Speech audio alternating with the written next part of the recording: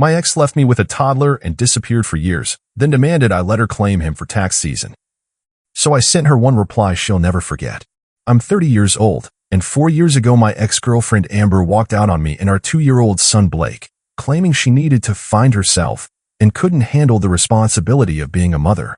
Last month, she had the audacity to contact me demanding that I let her claim Blake as a dependent on her taxes, acting like she deserved some kind of financial reward for being his biological mother despite abandoning him when he needed her most. Let me start from the beginning so you understand exactly what kind of person I'm dealing with. Amber and I met when we were both 24, working at the same restaurant downtown. She was a server, I was a line cook, and we hit it off immediately. She was funny, spontaneous, and had this infectious energy that made even the worst shifts bearable. We moved in together after 6 months, and everything seemed perfect. When Amber got pregnant, I was terrified but excited. I'd always wanted kids eventually, and even though we weren't married and were barely making ends meet, I thought we could figure it out together. Amber seemed happy about the pregnancy at first, talking about baby names and nursery decorations, making plans for our little family. Blake was born healthy and beautiful, and for the first few months, Amber seemed to adjust to motherhood reasonably well. Sure, she complained about being tired and stressed, but that's normal for new parents. I was working double shifts at the restaurant to cover our expenses while she stayed home with Blake, and I thought we were doing okay considering the circumstances. But something started changing when Blake turned about 8 months old. Amber became increasingly resentful about being stuck at home while I got to escape to work every day. She'd make comments about how I didn't understand what it was like to be responsible for a baby 24/7, how I got to have adult conversations while she was trapped with someone who couldn't even talk back. I tried to be supportive. I'd take over with Blake the moment I got home from work, handle all the night feedings on weekends, and encourage Amber to go out with friends when she needed a break. But nothing I did seemed to help her growing frustration with her situation. The complaints escalated over the next year. Amber started talking about how she'd given up her dreams and her freedom for a baby she wasn't sure she'd wanted in the first place. She'd make cruel comments about how Blake was clingy and demanding, how she felt like she was losing herself in the endless cycle of diapers and feeding schedules. I suggested counseling, thinking maybe she was dealing with postpartum depression, but Amber brushed off the idea. She said what she needed wasn't therapy but space to figure out who she was outside of being someone's mother. She started going out more often, staying late at bars with friends, leaving me to handle bedtime routines and middle-of-the-night wake-ups even after working 12-hour shifts. The breaking point came when Blake was 2 years old. I came home from work one evening to find him crying in his crib, hungry and with a soiled diaper that had clearly been unchanged for hours. Amber was nowhere to be found. Her car was gone, and she wasn't answering her phone. She showed up 3 hours later, drunk and defensive, claiming she just needed some air and had lost track of time. When I confronted her about leaving Blake alone and neglected, she exploded. She screamed about how I didn't appreciate everything she sacrificed, how I expected her to be a perfect mother when she never asked for this responsibility. That fight lasted until 3 a.m., with Blake crying in the background while Amber ranted about feeling trapped and unfulfilled. She said she was tired of pretending to be happy playing house when all she wanted was her old life back.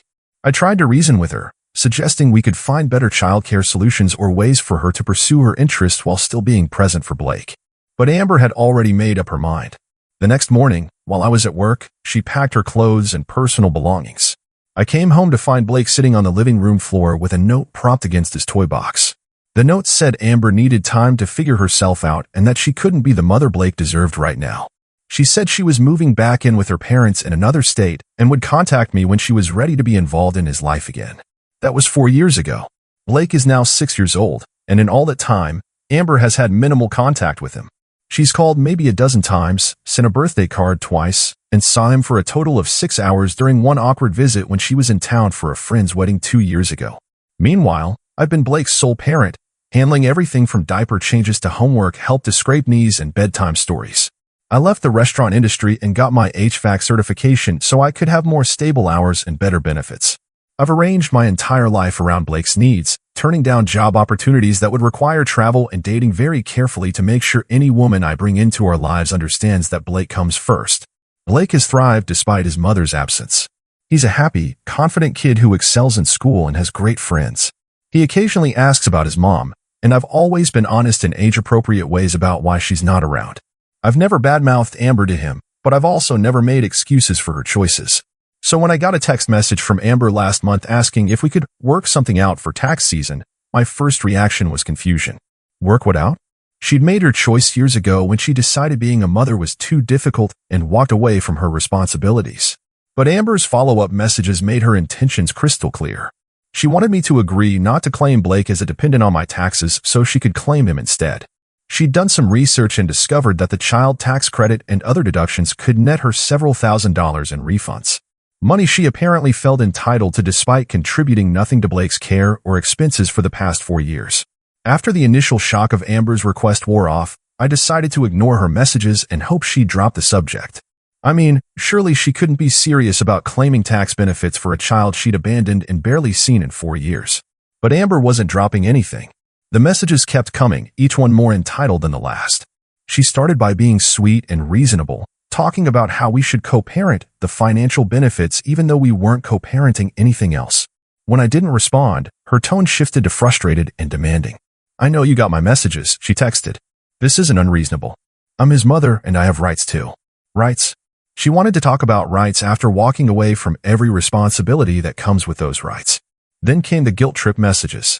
Amber started talking about how hard things had been for her, how she'd struggled to get back on her feet after leaving, how she was just trying to build a stable life so she could eventually be more involved with Blake. She made it sound like claiming him on her taxes was somehow part of a plan to become a better mother. "I'm trying to get my life together so I can be there for Blake," she wrote. "This money would help me get ahead financially so I can provide for him better in the future." The manipulation was infuriating.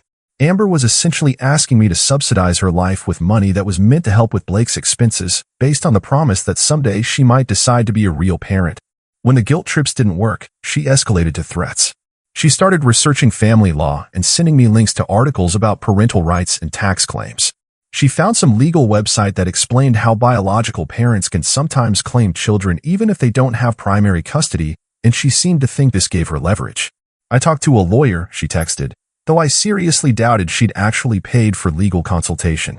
"I have just as much right to claim Blake as you do. We can do this the easy way or the hard way." The hard way. Like she was in any position to make threats after abandoning her child for 4 years. But the message that really set me off came on a Sunday morning while Blake and I were making pancakes together. My phone buzzed with a long text from Amber that made my blood boil. "I've been thinking about this situation, and I realize I need to be more assertive about my parental rights. Blake is my son too, and I've been too passive about maintaining my connection with him. I think it's time I started having regular visitation and being more involved in his life. But first, we need to resolve this tax situation fairly. I'm not trying to take anything away from you, but I deserve to benefit from being Blake's mother just like you benefit from being his father. I know I haven't been as present as I should have been, but I'm ready to step up now. Let's start with alternating years for tax claims, and then we can work out a custody schedule that works for everyone." The sheer audacity of that message left me speechless. Amber was treating Blake like a financial asset she could claim whenever it benefited her, while simultaneously threatening to disrupt his stable life with sudden demands for custody. She'd been absent for 4 years, but now that there was money involved, she was ready to step up and be a mother. What made it worse was the timing. Blake had just started asking more questions about why his mom wasn't around. A few weeks earlier, he'd come home from school upset because his friend's mom had volunteered for a field trip, and Blake had realized he was one of the few kids who never had their mom show up for school events. "Why doesn't my mom want to see me?" he'd asked, and I'd had to carefully explain that sometimes adults make choices that don't have anything to do with how much they love their kids. I'd reassured him that he was loved and wanted, that his mom's absence wasn't his fault, and that our little family was complete and happy just the way it was. Now Amber was threatening to waltz back into Blake's life not because she'd suddenly developed maternal instincts, but because she wanted money and thought she could use the threat of custody disruption to get it. I realized I needed to document everything. I started screenshotting all of Amber's messages, printing out our text conversations, and organizing 4 years' worth of evidence showing her complete absence from Blake's life. If she wanted to play legal hardball, I was going to be prepared. But first, I needed to understand exactly what she was trying to claim and whether she had any legal standing to do so. I spent hours researching tax law and parental rights, and what I discovered made me even angrier. To claim a child as a dependent, you generally need to provide more than half of their financial support during the tax year. Amber hadn't contributed a single dollar to Blake's care in 4 years. She hadn't paid for food, clothing, housing, medical care, child care, or any other expense related to raising him. She was essentially trying to commit tax fraud while using Blake as leverage to get back into our lives on her terms. But Amber had no idea what kind of documentation I had or how prepared I was to fight back. Her reasoning was that since she was Blake's biological mother, she had as much right to the tax benefits as I did. She suggested we could alternate years or split the refund money. She even had the nerve to frame it as being fair, since she was struggling financially and could really use the extra money. I stared at those messages in complete disbelief. This woman who had abandoned her son because motherhood was too inconvenient now wanted to profit from his existence when tax season rolled around. The audacity was breathtaking. It was time to craft a response she'd never forget. Before responding to Amber's increasingly aggressive demands, I decided to compile a comprehensive record of her absence from Blake's life. If she wanted to play the legal card and threaten custody disruption over tax money, I was going to make sure I had every piece of evidence documenting her abandonment. I started with the financial records. Over the past 4 years, I'd kept meticulous track of every expense related to Blake's care, partly out of necessity as a single parent managing a tight budget, and partly because my mom had always taught me to keep good records for tax purposes. What I found when I organized everything was staggering. Blake's expenses for the past 4 years totaled over $47,000. This included daycare costs when he was younger, food, clothing, medical expenses, school supplies, extracurricular activities, and basic necessities like housing and utilities. I had receipts, bank statements, and credit card records documenting every penny I'd spent raising him. Amber's financial contribution during that same period, $0. But the financial abandonment was just the beginning. I pulled together evidence of her complete absence from Blake's emotional and physical care as well.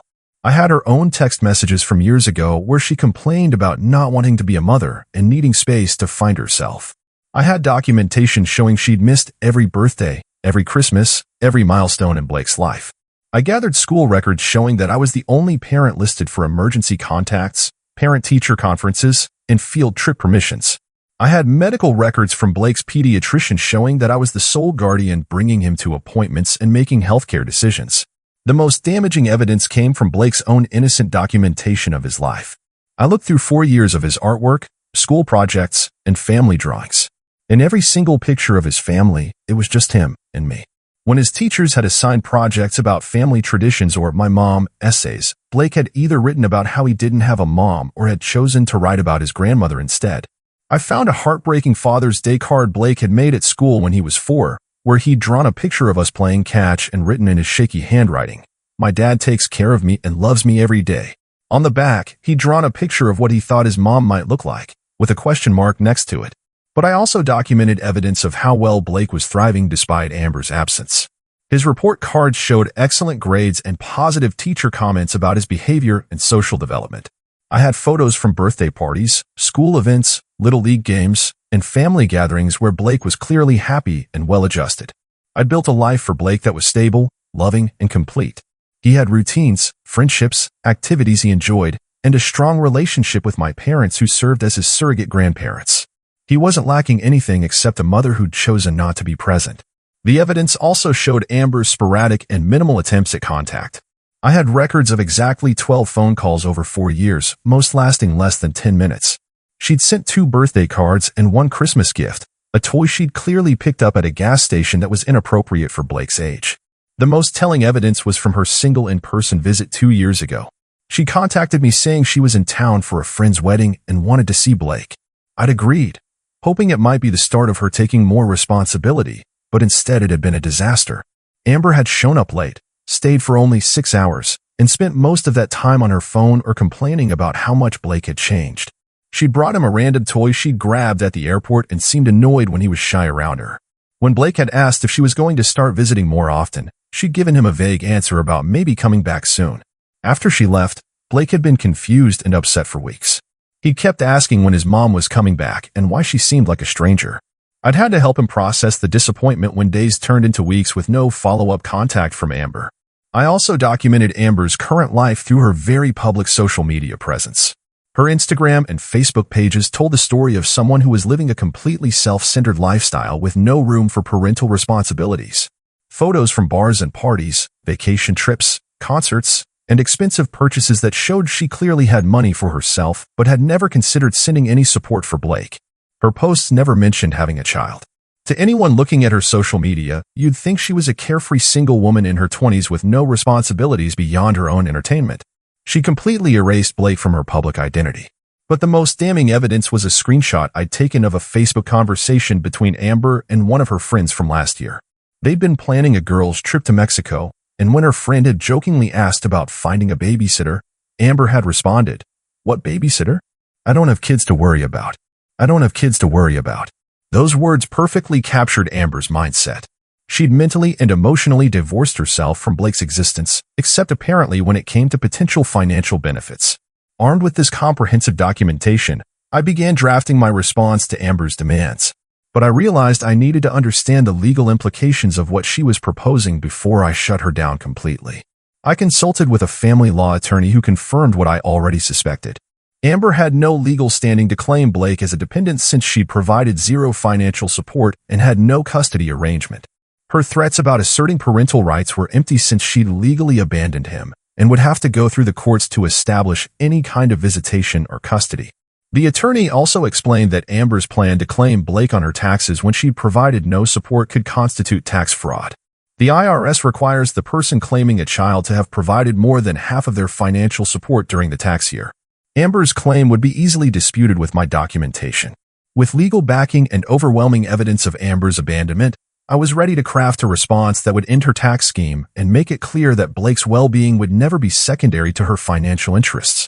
After spending days organizing evidence and consulting with my attorney, I sat down to write a response that would end Amber's tax scheme once and for all. I wanted to be thorough, factual, and completely devastating. This wasn't just about money, it was about protecting Blake from a mother who saw him as a financial opportunity rather than a human being she'd abandoned. Here's the email I sent her. Amber, I received your messages about claiming Blake on your taxes, and I want to address your request with the same level of consideration you've shown our son over the past 4 years. Let me start with the legal facts, since you mentioned consulting a lawyer.